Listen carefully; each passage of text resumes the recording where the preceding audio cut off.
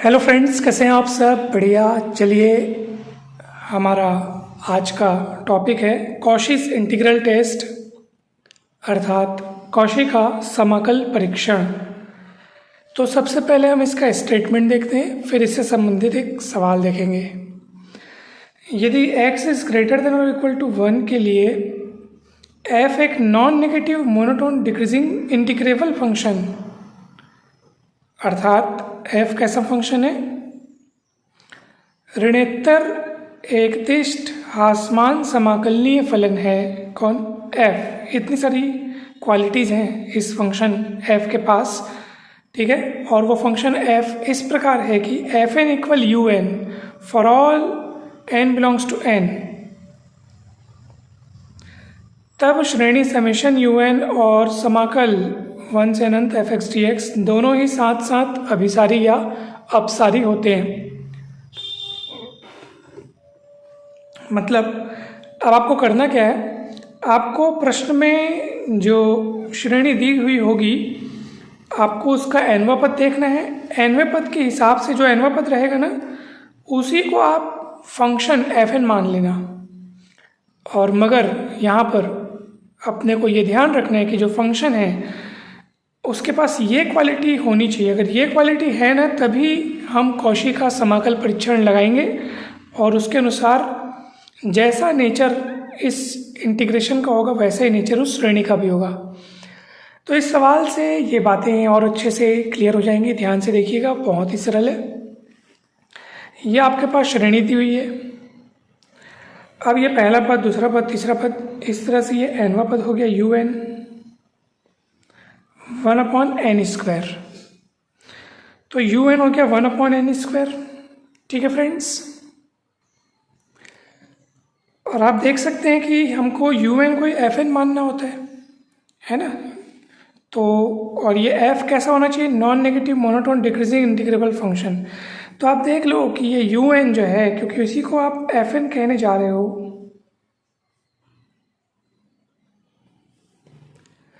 तो ये जो है ये नॉन नेगेटिव है कि नहीं है? तो हाँ, नॉन नेगेटिव है। सारे टर्म्स पॉजिटिव हैं, आप देख लो पॉजिटिव है।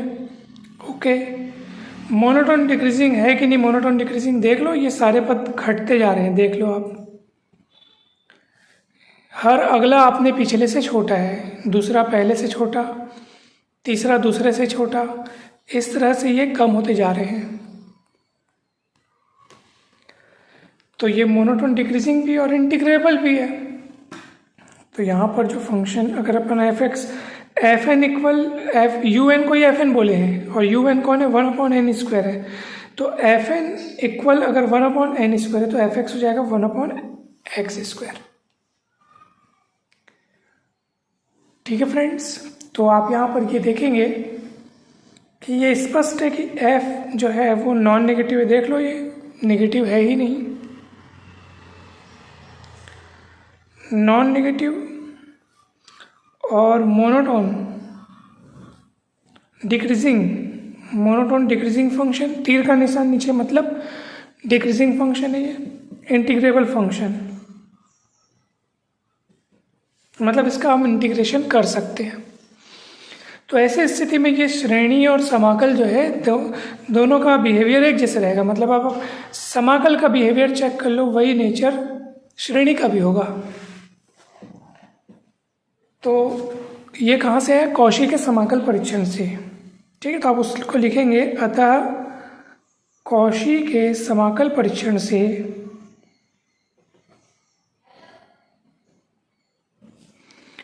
श्रेणी यू एन और समाकल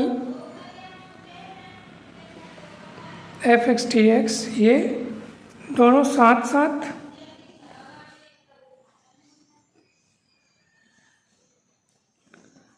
अभिसारी या अपसारी होंगे, ठीक है। तो इसको आप चेक कर लो, अतः करके लिख लो।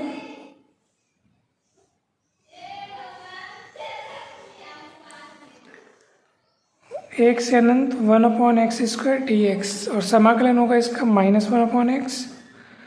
लिमिट रखेंगे 1 से अनंत। तो वो अनंत रखेंगे तो 1 अपॉन अनंत तो कितना हो जाएगा, शून्य हो जाएगा। फिर माइनस, और माइनस पहले से है तो आपको ओवरऑल कितना मिलेगा, 1 मिलेगा। 1 मिल रहा है मतलब फाइनाइट वैल्यू मिल रही है। फाइनाइट वैल्यू मिल रही है मतलब साफ साफ तय है कि ये इंटीग्रल कन्वर्जेंट है। अगर किसी इंटीग्रल की वैल्यू आपको फाइनाइट मिल रही है तो मतलब वो कन्वर्जेंट है। अनंत या माइनस अनंत जैसी कोई चीज़ें मिलती हैं तो वो डाइवर्जेंट है, ऐसा कहते हैं हम। मगर ये तो फाइनाइट वैल्यू मिल रही है तो ये कन्वर्जेंट है, और समाकल कन्वर्जेंट है तो श्रेणी भी कन्वर्जेंट होगी, ऐसा ये नियम कहता है। अतः समेशन UN यानी कि प्रश्न में दी गई श्रेणी वो भी क्या होगी, कन्वर्जेंट होगी। ठीक है फ्रेंड्स, अब आप कहेंगे सर इतना लंबा तामझाम करने से अच्छा है ये तो पी श्रेणी टेस्ट से आप देखो, ये श्रेणी जो है समेशन 1/n², ये देखो पी श्रेणी परीक्षण से ये श्रेणी वैसे भी कन्वर्जेंट है, क्योंकि यहाँ पे पी के स्थान पर दिख रहा है 2 जो कि 1 से बड़ा है, तो वो तो वैसे भी कन्वर्जेंट है। तो हाँ, पी श्रेणी परीक्षण से आप तुरंत चेक कर लिए कि ये कन्वर्जेंट है, मगर कौशी का समाकल परीक्षण कैसे अप्लाई करते हैं वो भी हमें सीखना था, तो वो इसलिए हमने यहाँ पे इसको ऐसे बनाया है। ठीक है फ्रेंड्स, इस तरह से आप अनेक अन्य सवाल बना करके देख सकते हैं। श्रेणी और समाकल का यहाँ पे साथ साथ काम होता है। श्रेणी को चेक करने के लिए समाकल की मदद ली जाती है, समाकल को सॉल्व किया जाता है। जैसा नेचर समाकल का होगा वैसा ही नेचर श्रेणी का होगा। जो फंक्शन जिसका समाकल किया जाना है, समाकलन है ना भाई, उसके लिए ये उसके पास ये खास बातें होनी चाहिए। तो ये आप पहले चेक कर लेंगे, अगर हाँ ये बातें आपको दिख रही हैं तो आप वहाँ पे कौशी का समाकल परीक्षण जरूर लगा सकते हैं। ठीक है फ्रेंड्स, तो ये काफ़ी अच्छा इम्पॉर्टेंट टेस्ट है। अब आप इसी टेस्ट की मदद से मैं आपको 2-3 सवाल बनाने को देता हूँ, ज़रूर बनाइएगा। पहला सवाल है आपके पास,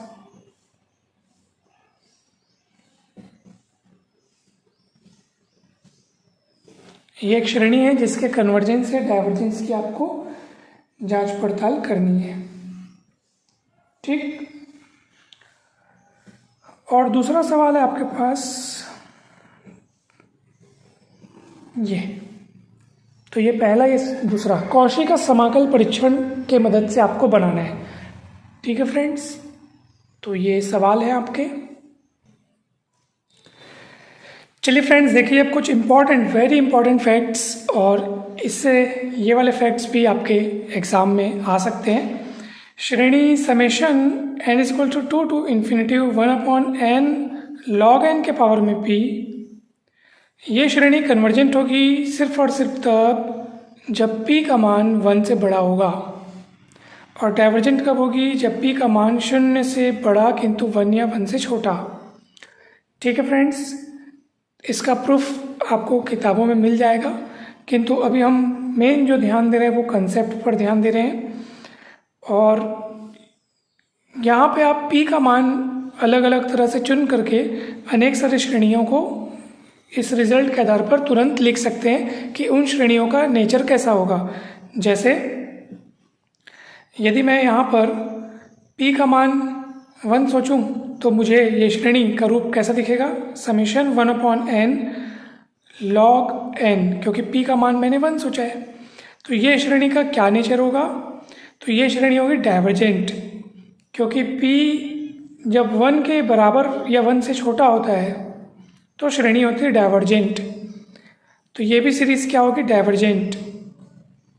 जब p का मान 1/2 हो, log n के घात में 1/2 मतलब कि रूट मतलब पावर में 1/2, तो जब ऐसा हो तो ये श्रेणी भी क्या होगी, डाइवर्जेंट, क्योंकि p = 1/2 है जो कि 1 से छोटा है। p < 1 के लिए ये श्रेणी डाइवर्जेंट होती है, तो p यहाँ पर 1/2 है जो कि 1 से छोटा है, इसलिए ये सीरीज डाइवर्जेंट होगी। तीसरी श्रेणी देखिए, समेशन 1/n log n के पावर में 2, ये श्रेणी कन्वर्जेंट होगी। क्यों, क्योंकि यहाँ पर log n के पावर में 2 दिख रहा है। अर्थात p के स्थान पर आपको 2 दिख रहा है जो कि 1 से बड़ा है। तो हमने टेस्ट में पढ़ा है कि भैया, मतलब हमने इस नियम में पढ़ा है कि ये श्रेणी कन्वर्जेंट होगी कब, जब p का मान 1 से स्ट्रिक्टली बड़ा हो।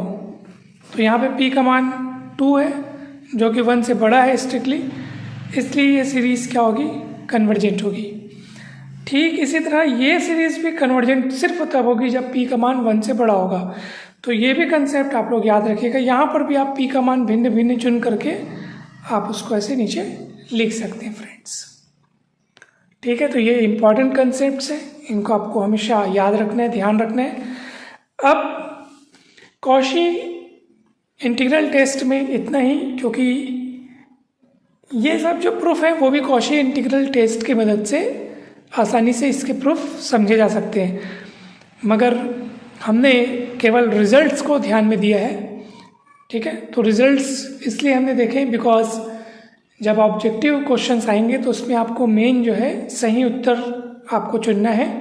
तो इसके लिए यही इम्पॉर्टेंट है कि हम उन नियमों को अपने माइंड में रखें। इसका आप प्रूफ देख सकते हैं, आपको बीएससी की किताबों में मिल जाएगा। ठीक है फ्रेंड्स, तो चलिए अब हम आगे बढ़ते हैं हमारे नेक्स्ट टेस्ट की ओर। अगला जो हमारा टेस्ट है डी-एलेम्बर्ट्स रेशियो टेस्ट, यानी कि अनुपात परीक्षण, डी-एलेम्बर्ट का अनुपात परीक्षण। ठीक है, तो इस टेस्ट के क्या नियम हैं चलिए देख लेते हैं। तो धन पदों की कोई श्रेणी समेशन UN कन्वर्जेंट होती है यदि limit n tends to infinitive UN+1 upon UN is less than 1। Divergent होगी यदि limit n tends to infinitive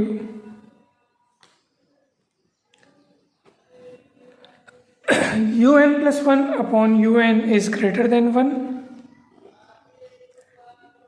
और यदि limit n tends to infinitive UN+1 upon UN equal 1 हो तो परीक्षण असफल रहेगा।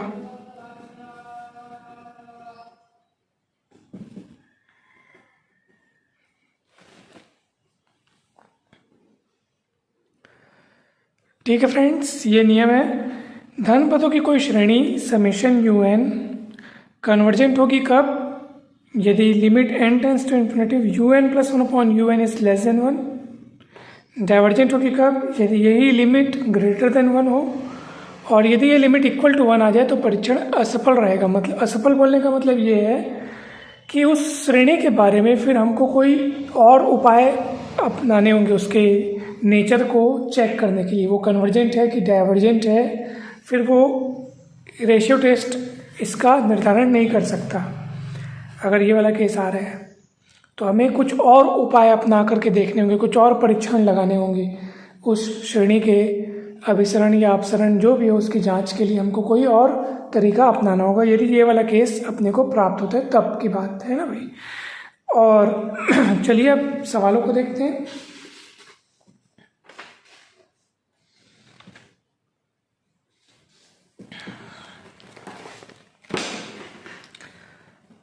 पहला जो मैं आपको श्रेणी यहाँ पर लिखने वाला हूँ 2x 3x² upon 8 4x³ upon 27। चलते चलते इसका nवां पद अगर अपन लिखेंगे तो ये होगा n+1 अपॉन n³ x⁻n। चलते चलते और यहाँ पे x ग्रेटर देन 0 है ना, ये सीरीज आपको दी हुई है। ऑब्वियस सी बात है, पहले पद में 2, दूसरे में 3, तीसरे में 4, तीसरे में 4 आ रहा है, 10वें में 11 आएगा, इसलिए nवें पद में n+1 आएगा। और यहाँ पहले पद में 1³ दूसरे में 2³ दैट इज़ 8, 8 क्या है 2³ 27 मतलब 3³, इसलिए nवें में n³। ठीक है, तो ये nवां पद हो गया। इसके कन्वर्जेंस की जांच करनी है, कन्वर्जेंट है कि डाइवर्जेंट है। ये अपने को बतलाना है। तो चलिए यहाँ पर आप nवां पद देख लीजिए। यू एन कौन है? U N n+1 upon n cube, n+1 upon n cube x की घात n। ठीक है फ्रेंड्स, तो यू एन इतना हो गया, ये nवां पद हो गया। अब अपन को तुरंत n+1वां पद निकाल लेना चाहिए। ठीक है, n+1वां पद निकाल लेना चाहिए। तो कुछ नहीं है, आप देख रहे हैं यहाँ पे n के स्थान पर n+1 दिख रहा है, तो इधर भी आप n के स्थान पर n+1 रख दो। तो n के स्थान पर n+1 रखोगे और +1 पहले से, तो n+2 हो जाएगा। यहाँ पे n+1 का क्यूब हो जाएगा। n के स्थान पर n+1 रखना है, n के स्थान पर n+1 रखना है। ठीक, तो ये हो गया। चलिए अब हम क्या पता करेंगे? Limit n tends to infinity un+1 upon un पता करेंगे। Limit n tends to infinity un+1 कौन है? ये है n+2 अपॉन n+1 का क्यूब x की घात n+1 और अपॉन में un, तो un का मान ये है,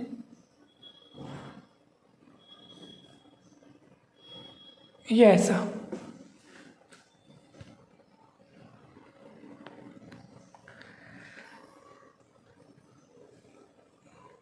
तो फ्रेंड्स अब आप यहाँ पे देख पा रहे हैं कि limit n tends to infinity, यहाँ से x की घात n+1 में x की घात n कटेगा तो एक x बचेगा और बाकी सब चीज़ें कट जाएंगी। कैसे बताऊँ? देखो n कॉमन निकाल लो यहाँ से, तो n+1+2/n है ना। यहाँ से n कॉमन निकाल लो, क्यूब है तो क्यूब कॉमन निकलेगा और 1+1/n का क्यूब।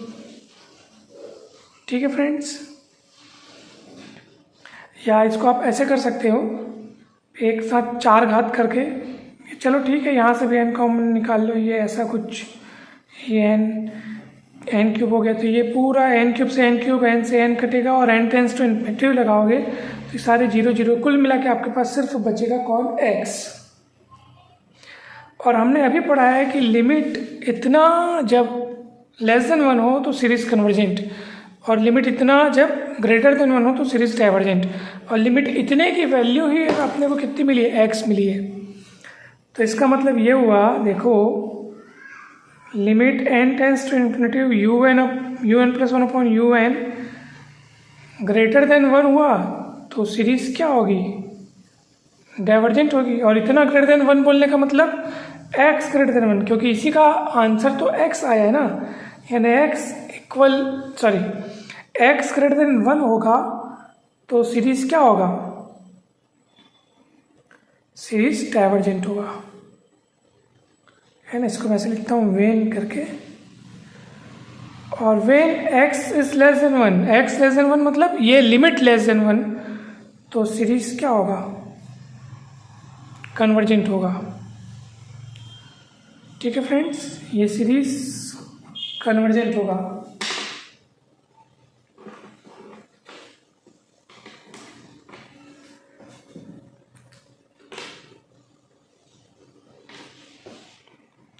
और अगर ये इक्वल हो गया, वेन x = 1, x = 1 बोलने का मतलब ये लिमिट की वैल्यू 1, तो सीरीज जो है उसके बारे में हमको कोई अभी जानकारी फिर नहीं मिलेगी।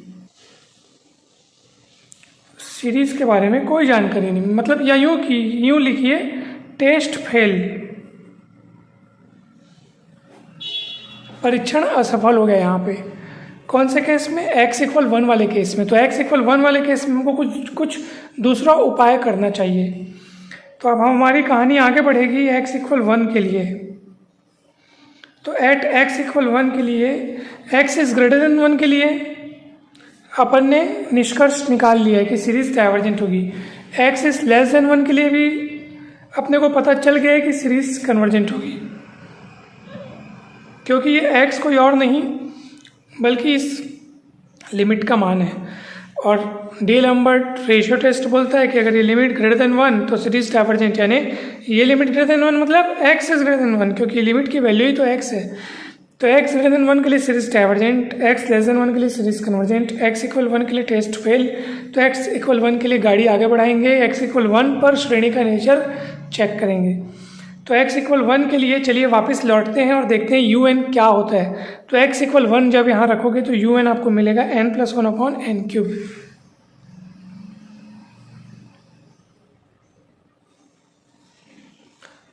ठीक है, अब हम यहाँ पे एक सहायक श्रेणी चुनेंगे, या आप वापस कहाँ पे लौट रहे हैं अपन, यहाँ पे ये अपन उसी रास्ते को अपना रहे हैं वापस जो अपन तुलना परीक्षण में पढ़े थे। तुलना परीक्षण में दी गई श्रेणी का nवां पद लिखते हैं, फिर एक सहायक श्रेणी चुनते हैं, सहायक श्रेणी समेशन वी एन, जहाँ इसका जो nवां पद रहता है वो यू एन के हिसाब से निकालते हैं। अंश में n का अधिकतम घात, तो अंश 1 है तो इसलिए ऐसे लिखेंगे, और नीचे n का अधिकतम घात वाला पद n³ है तो n³ लिखेंगे, 1/n² आएगा। ठीक है, उसके बाद अपन क्या चेक करते थे बताओ भला, limit n tends to infinitive U N upon V N check करते थे। Limit n tends to infinitive, limit n tends to infinitive U N कौन है, n+1/n³, और वी एन कौन है 1/n², जो कि पलट के n² हो जाएगा। तो यहाँ आप देखेंगे n² कटेगा, नीचे n बचेगा, n कॉमन निकलेगा 1+1/n, ये n limit n tends to infinitive कटेगा, लगाओगे 1 मिलेगा। नॉन जीरो फाइनाइट वैल्यू मिलना चाहिए जो कि मिला हुआ है ना, इसका मान नॉन जीरो फाइनाइट मिलना चाहिए जो कि आपको मिला है। इसके बाद अपन सहायक श्रेणी का जैसा नेचर होगा वही आपका इस श्रेणी का भी नेचर होगा। तो समेशन वी एन यानी समेशन 1/n²,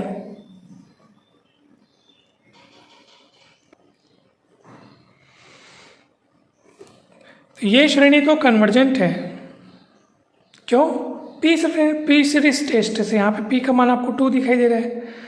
याद करो क्या था पी सीरीज टेस्ट, मैं इसमें आपको बताने का कोशिश करता हूँ। समेशन 1/n⁻p, ये श्रेणी कन्वर्जेंट होगा जब p इज ग्रेटर देन 1 और डाइवर्जेंट होगा जब p इज लेस देन और इक्वल्स टू 1।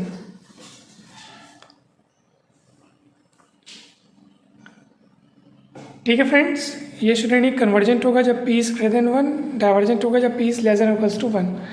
तो अब यहाँ पे आप देख सकते हैं कि ये श्रेणी जो है यहाँ पे समेशन 1/n² दिखाई दे रहा है, स्क्वायर यानी पावर में 2 नज़र आ रहा है। तो ये श्रेणी कन्वर्जेंट होगी क्योंकि यहाँ पर p इज इक्वल्स टू 2 जो कि 1 से बड़ा है।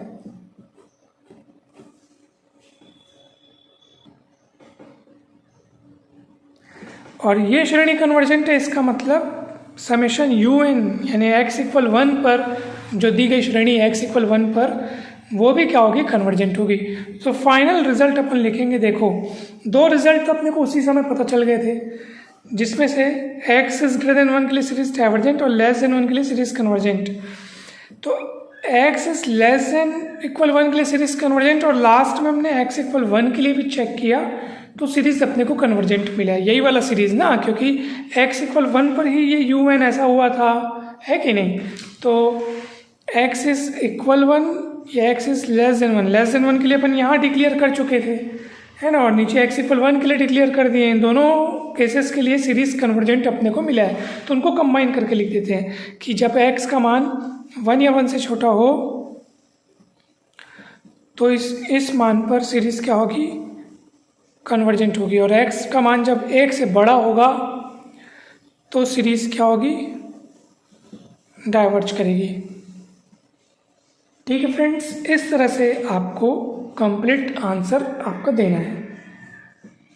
परीक्षा में ऐसे प्रश्न पूछे जा सकते हैं, भले हमको इसको समझने में समय लगा हो, लेकिन क्योंकि हम अभी समझ रहे थे इसलिए अच्छे से समय लगा है। यदि आप इसको अच्छे से समझ जाएंगे और अनेक सारे सवालों की, इसी तरह के सवालों की जब प्रैक्टिस करेंगे तो फिर ये सवाल आपसे कम समय में भी बनने लगेगा और एग्ज़ाम में फिर आप तुरंत इसका आंसर ढूंढ पाएंगे। चलिए एक और सवाल देखते हैं। x upon 1 into 2, x square upon 2 into 3, x³ upon 3 into 4,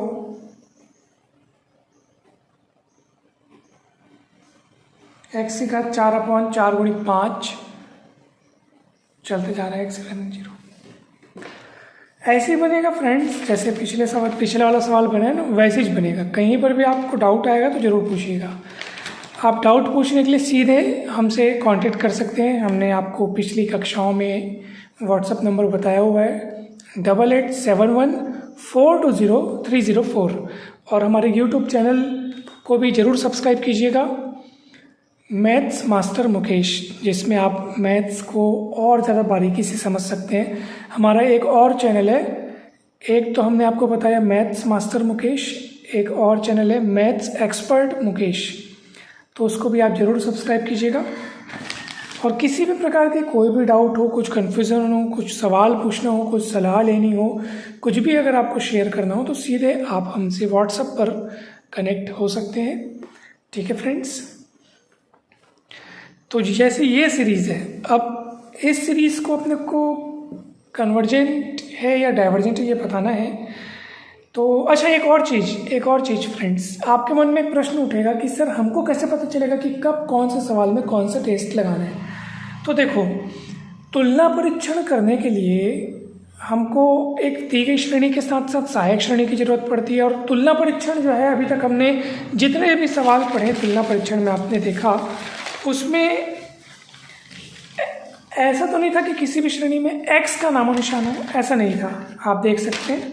ठीक है, बल्कि हमने तो ये सीखा कि जब डीएलएम्बर्ट रेशियो टेस्ट जब अपन लगाते हैं, कोई एक सिंपल सी श्रेणी दी गई है जिसमें एक्स का भी खेल है, देखो एक्स दिख रहा है ना हर पद में, ठीक है, और जिसका एनवा टर्म ज़्यादा कॉम्प्लिकेटेड नहीं है। देखो ना एनवा पद कितना सिंपल तरीके से अपन निकाले हैं। ठीक है, एनवा पद कितना सरल छोटा सा एनवा पद है, इसका कोई एकदम लंबा सा नहीं है। ठीक है, कोई बड़ा एकदम कॉम्प्लिकेटेड जटिल टाइप का नहीं है, जैसा कि आगे आने वाली श्रेणियों में अपने को दिखेगा। ठीक है, तो वैसा तो नहीं है, यहाँ पे तो सिंपल सा है एनवा पद। तो जब कभी आपको nth टर्म सिंपल सा नज़र आए तो आप वहाँ पे बहुत आसानी से आप यहाँ पे डीएलएम्बर्ट रेशियो टेस्ट लगा सकते हैं। और वो डीएलएम्बर्ट रेशियो टेस्ट क्योंकि दो कंडीशंस में तो ओके हो गया, लेकिन x=1 वाले में ये डीएलएम्बर्ट रेशियो टेस्ट फंस गया, यानी कि टेस्ट फेल हो गया। तब आपको शरण लेनी होगी किसकी? तुलना परीक्षण की। तब हम उसकी शरण में जाएंगे, यानी उसकी मदद लेंगे कि भैया x=1 पर un ये हो रहा है, तो vn मतलब सहायक श्रेणी चुनेंगे, फिर अपने को x=1 पर भी रिजल्ट मिल जाएगा। तो आगे जैसे जैसे अपन पढ़ते जाएंगे ना, आपको ऑटोमेटिक समझ में आते जाएगा कि कब कौन सा परीक्षण अपने को लगाना है। उसकी आप बिल्कुल चिंता मत कीजिए, ये चीज़ें आपको प्रैक्टिस से भी बहुत अच्छे से समझ में आ जाएंगे। जब आप इसका प्रैक्टिस करेंगे ना, तो आपको क्लियर होता जाएगा कि कब क्या कौन सा टेस्ट लगाना है।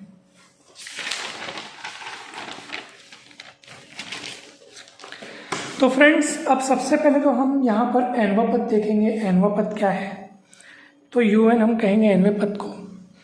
पहला पद में x की घात 1 है, दूसरे पद में x की घात 2 है, तीसरे में x की घात 3 है, इसलिए एनवे में x की घात n होगा।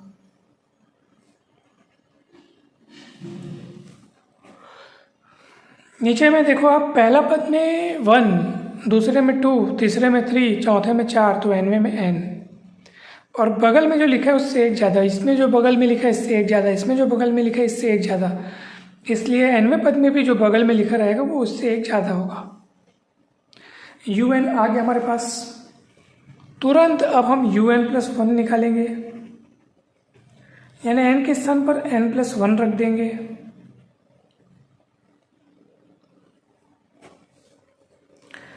n के स्थान पर n+1 कुछ इस तरह से हो जाएगा। अब आप क्या करेंगे? Limit n tends to infinity un+1/un निकालेंगे। un+1 मतलब ये,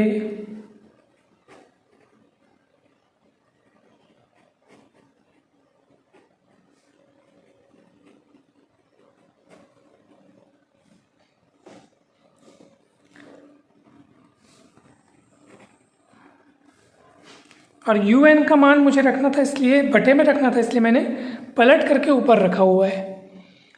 ठीक है, चलिए अब यहाँ पे आप देखो n+1 से n+1 कटेगा, x की घात n+1 x की घात n, तो एक ठोक x बचेगा और यहाँ नीचे में n कॉमन निकलेंगे तो 1+2/n, तो ये भी कटेगा और n टेंस टू मतलब कुल मिला के आपके पास x बचेगा। तो ये x जो है वो इस लिमिट का वैल्यू लाया है आपने, इसलिए यहाँ पे केसेस बनेंगे। तो डी-एलेम्बर्ट रेशियो टेस्ट से पहला केस क्या होता है, यदि limit n tends to infinity un+1/un अगर ये ग्रेटर देन 1 हो, दैट इज अगर x इज ग्रेटर देन 1, क्योंकि इसी का मान तो x है, तो सीरीज क्या होगी, डाइवर्जेंट होगी। यानी x इज ग्रेटर देन 1 के लिए सीरीज डाइवर्जेंट, और यदि इसका मान लेस देन 1 हो, यानी कि x का मान लेस देन 1 हो, तो सीरीज क्या होगी, कन्वर्जेंट होगी।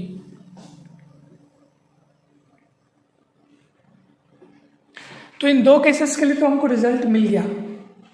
अब तीसरा केस, यदि x = 1 हो, x = 1 मतलब इस लिमिट का मान 1, क्योंकि इसी लिमिट का मान x है और उसी को हम 1 सोच रहे हैं, तो ये लिमिट का मान अगर 1 हो, then test fail.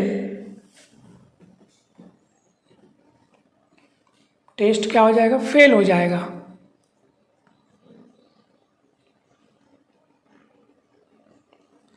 Test fail हो गया तो हमको आगे सोचना होगा। x = 1 पर एट x = 1 un क्या होगा बताइए। तो x = 1 पर देखेंगे आप un को कितना मिलेगा आपको, 1/n × n+1। ठीक है, अब हम सहायक श्रेणी चुनेंगे। मतलब आपको एक चीज़ तो क्लियर हो रही होगी कि सर जब अपने को डी-एलेम्बर्ट रेशियो टेस्ट फेल होगा तो अपने को जाना है कहाँ पे, तुलना परीक्षण में, कंपैरिजन टेस्ट पे जाना है। कभी कभी क्या होता है कि जैसे आप जिस केस में, जैसे मान लो डी-एलेम्बर्ट रेशियो टेस्ट x = 1 पे जैसे फेल हो गया, तो जरूरी नहीं कि इसके बाद का काम आपको कंपैरिजन टेस्ट की मदद से ही करना पड़े। आपके पास अलग अलग तरीके हैं, जैसे हो सकता है कभी आपको ऐसा मिले कि तुरंत पी सीरीज टेस्ट से आपने उस चीज़ को डिक्लेयर कर लिया, या फिर आपने ऐसा किया कि x = 1 वाले केस में आपने सीधा limit n tends to un निकाल के देखा और वो नॉन जीरो आ गया। तो वो नॉन जीरो आ गया मतलब सीरीज डाइवर्जेंट। कई एक सवाल में ऐसा भी हुआ है। ठीक है, तो कुछ भी हो सकता है कि नहीं, तो उसके लिए आपको बिल्कुल चिंता नहीं करनी। हाँ, लेकिन इतना तय है कि वो बहुत ही सरलीकृत यानी कि बहुत ही सिंपल फॉर्म में आपको मिलेगा। आप आसानी से वहाँ पे तय कर सकते हैं कि उस सीरीज़ का नेचर कैसा होगा। तो उसके लिए आप बिल्कुल फिक्र न करें, बहुत ही सरल सिंपल तरीके से बनेगा। तो सहायक श्रेणी समेशन vn लेंगे। अब चलिए इसके आगे की चीज़ें मैं आपको होमवर्क के तौर पे सौंपता हूँ कि सहायक श्रेणी vn कैसे ली जाए, उसका n वां पद क्या हो, फिर उसको आगे कैसे बढ़ाना है, लिमिट un/vn निकालना है, फिर सहायक श्रेणी का नेचर चेक करना है, मतलब पूरा आगे का काम आपको करना है। और x = 1 पर श्रेणी का नेचर, इस दी गई श्रेणी का कन्वर्जेंस या डाइवर्जेंस, जो भी चीज़ है, जो भी निष्कर्ष है, वो आपको बतलाना है x = 1 वाले केस पे। ठीक है फ्रेंड्स, तो ये आपका होमवर्क रहेगा, तो इसको आप ज़रूर करके बताइएगा। ठीक है, आप अपने होमवर्क से संबंधित कोई भी डाउट हो, कुछ भी हो, तो आप सीधा हमसे पूछ सकते हैं। चलिए अब मैं आपको एक और होमवर्क दे देता हूँ। आपको एक श्रेणी देता हूँ, आपको उसके कन्वर्जेंस के बारे में बतलाना है। कन्वर्जेंट है कि डाइवर्जेंट है, वो आपको बतलाना है।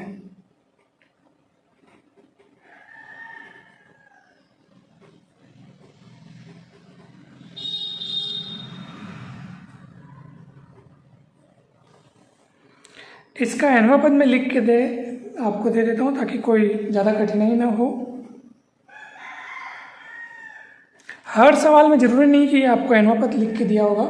जब सवाल में न दिया हो n वां पद, तो आपको स्वयं से उसको फाइंड करना है कि n वां पद क्या होगा करके। ठीक है, तो ये आपको श्रेणी दी गई है, इसके कन्वर्जेंस या डाइवर्जेंस की आपको यहाँ पे जांच करनी है।